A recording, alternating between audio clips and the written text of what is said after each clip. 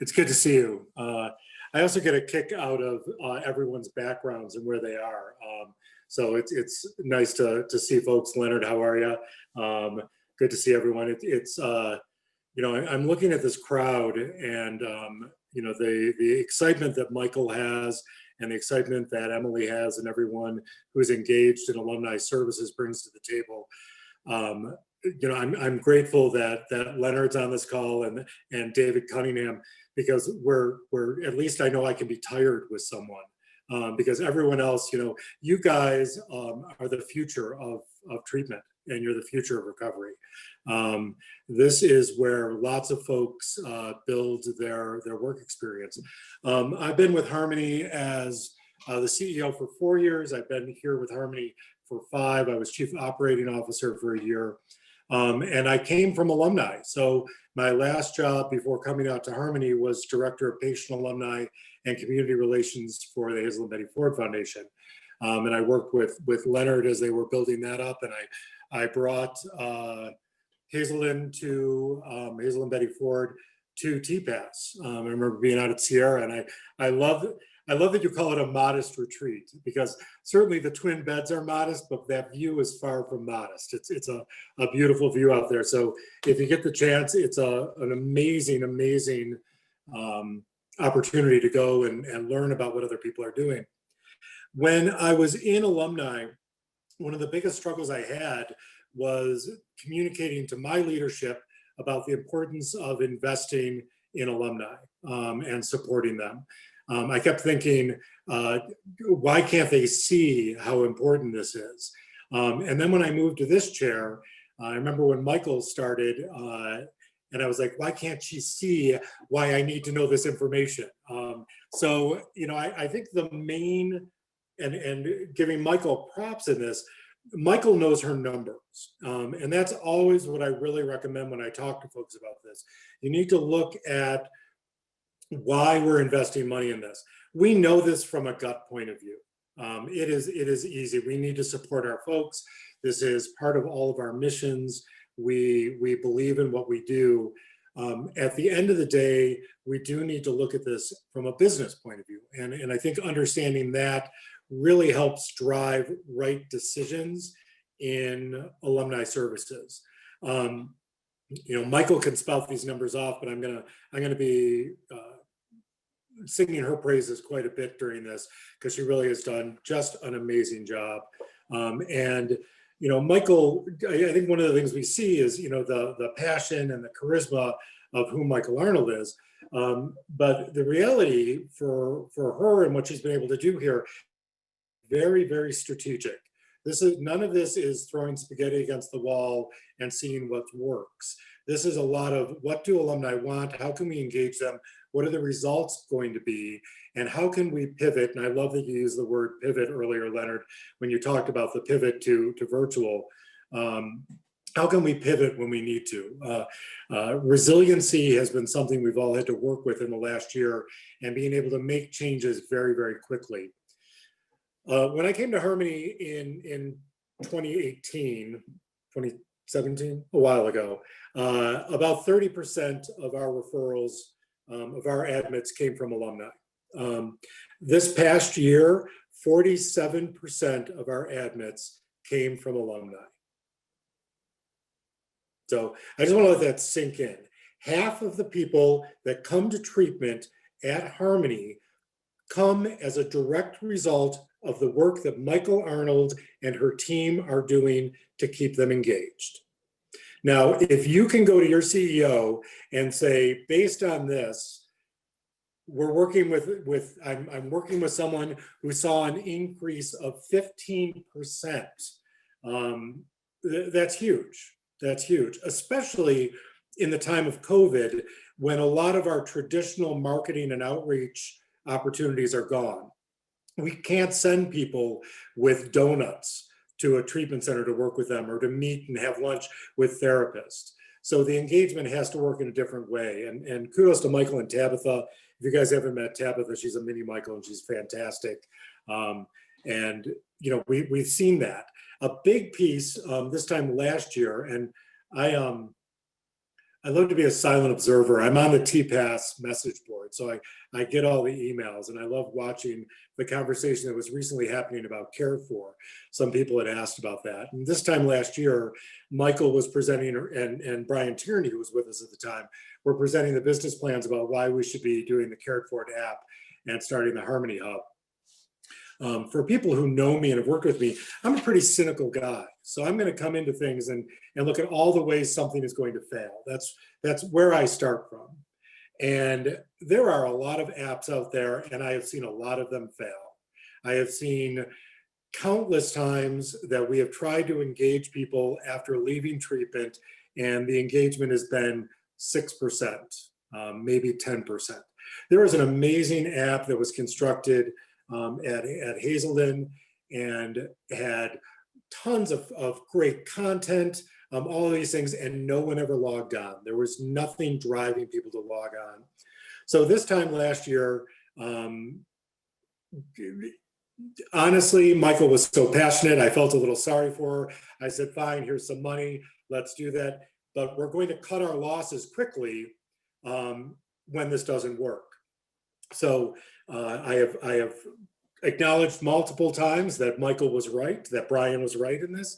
We have over 700 people in the last year that have taken part of the Harmony Hub, which is what we call the Care For app.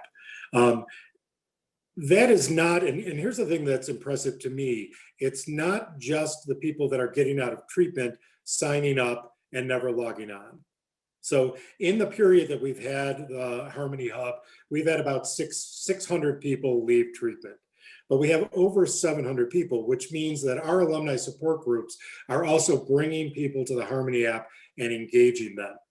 We have over 40,000 logins, unique and individual logins, 63,000 interactions, 5,000 private messages.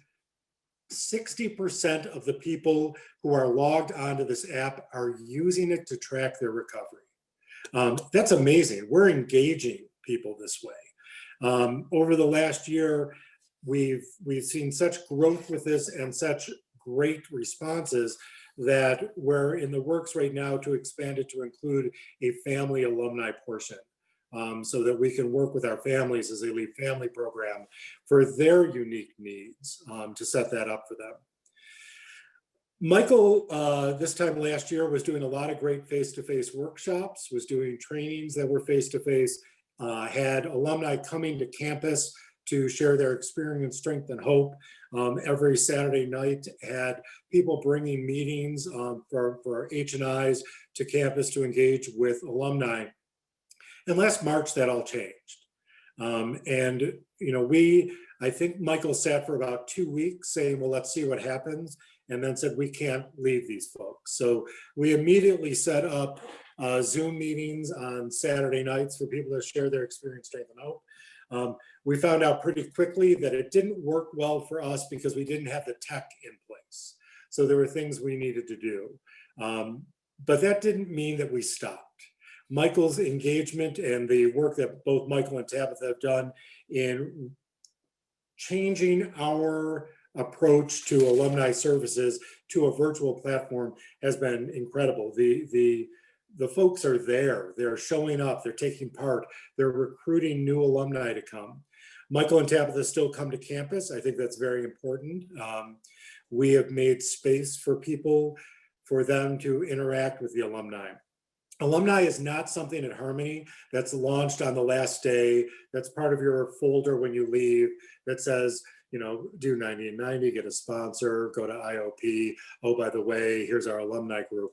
This is a living, breathing thing for people from the day they show up. And people know who Michael is, they know who Tabitha is, and when they leave, they're already engaged in our alumni services. It's responsive.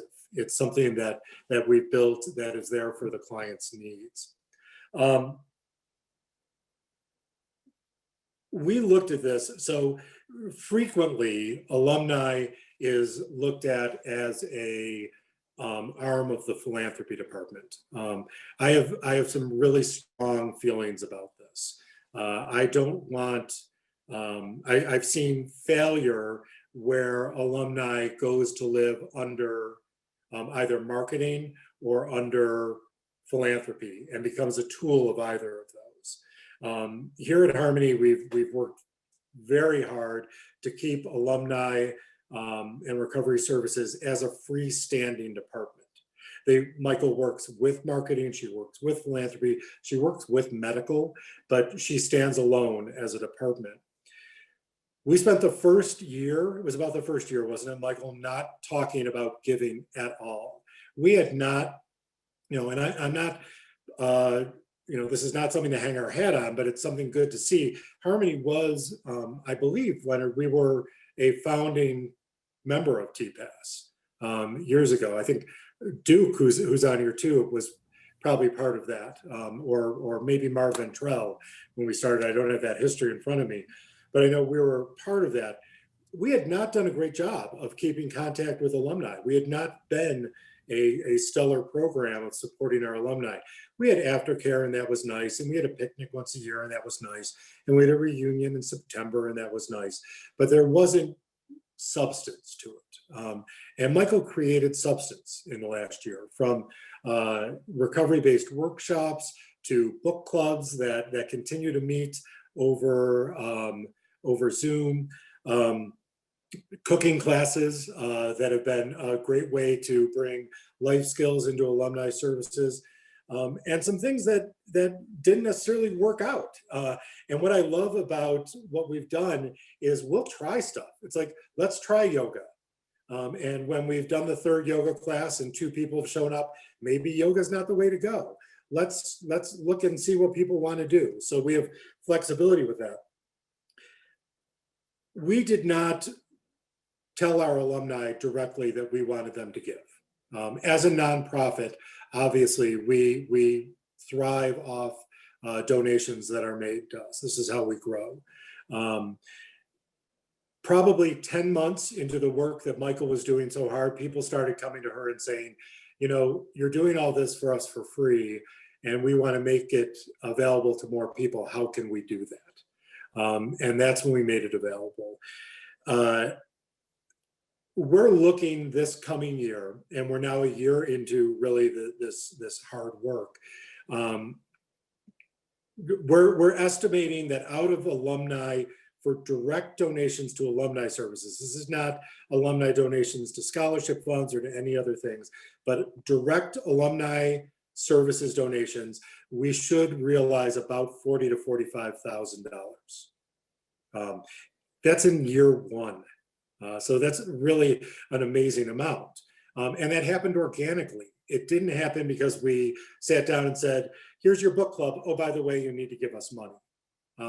We talked to people about what they needed, and they recognize, people know, and they recognize that there was a need for giving. We have also seen a great increase in donor activity from alumni for scholarship funds. And Michael is doing a really great job of handing those people off and integrating. Michael's personally responsible for bringing someone that she had worked with who made a $20,000 donation to us this year. And what is important is that as the CEO, I'm aware of Michael's involvement in this. Because here's the deal, everyone needs their department to flourish. So philanthropy is going to talk about this great $20,000 gift they have.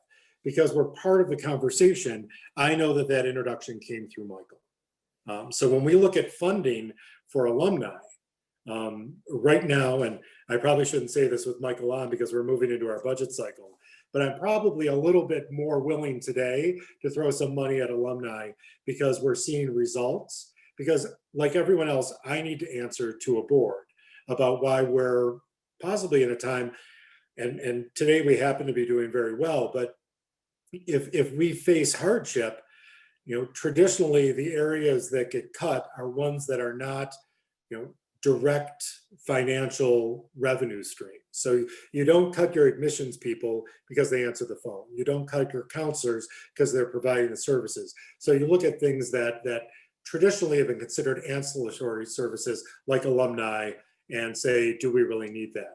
the answer for Harmony is yes, and we have a lot of proof as to how we back that up. The increase in folks on the Harmony Hub and just the engagement piece. This is in a year where we could not do traditional things. Leonard, spoke about this briefly about the work that was done at the center years ago. And I look at our model very much like the Betty Ford Center prior to the merger. We're about the same size. Our relationships with alumni is very similar, and the model of sitting down with folks and talking about things works excellent at that size. We've had to again pivot on that and find other ways to engage our alumni that we have in this year where we couldn't connect face to face on a regular basis. Increased our alumni engagement by 800% is something that shows it can be done. This can be done virtually. Let's see. And the other thing too, when you look at the Harmony Hub, I just want to point out that Michael and Tabitha, and I would recommend this for everyone, this is not just looking at the people that are leaving treatment now. Harmony has about 25,000 alumni over our 51 years of service. And Michael's been active in recruiting those folks to come on. This is not the people with just 10 months of recovery that she's working with. These are the people with 30 years of recovery. And she's done a great job with that. The other thing, and I think I'll close with this, because I wasn't given a lot of guidelines, which is a dangerous thing for me, because I can talk forever about alumni services and what we're doing. I think, I heard Leonard talk about this at the beginning of the history of TPAS, and I would say it's a great passion of ours. We don't own any of this. The only way that we continue to grow, the only way we continue to get better is by sharing this information. And TPAS does this better than any other group out there. I'm a part of NATAP, I'm part of many other organizations, and there isn't an experience like the collaboratives that I've had before, or TPAS as a whole, that is so helpful. There is nothing available here except support and uplifting. From a point of view, and I will offer this up, if you're meeting with your CEO and they say, that sounds really nice, but we've got to cut things, or our budget doesn't have that, or our census hasn't been incredibly strong, and you want them to talk to somebody, I'm happy to talk to them. And I'm happy to talk about the results that we've seen and the way that it flowed to our bottom line. When you talk about return on investment and the amount of money that it costs to pay a business development person to go out and do something, or and it's good to see Kevin Zundel on here. If we wanted to throw a ton of money into pay-per-click, I am saving so much money by having Michael Arnold and Tabitha out there talking to alumni and engaging them. Because when we talk about our alumni admissions, these are not all readmissions. This is not people coming back to treatment, but these are people that are being referred by people who are thriving because they're taking part of alumni services. So I want to celebrate what you guys are doing. I know that, especially in the environment that we're in now, where normally we would be in our centers, interacting with folks, being in group, having kickball games, having picnics and bringing people together. We've had to make changes on that. I want to applaud the work that you're doing. You really are, you're helping people save their lives. We do great work in treatment, whether it's residential or IOP, of building a foundation of folks' recovery, but it's what happens afterwards that's important. And I say that as a guy in long-term recovery. If I don't mess things up in the next 2 weeks, on February 5th, I'll have 22 years of continuous sobriety, which blows my mind. And I will tell you, out of the 3 treatment centers I've been to, no one contacts me for alumni services. So I'm grateful that where we're doing it now, people are.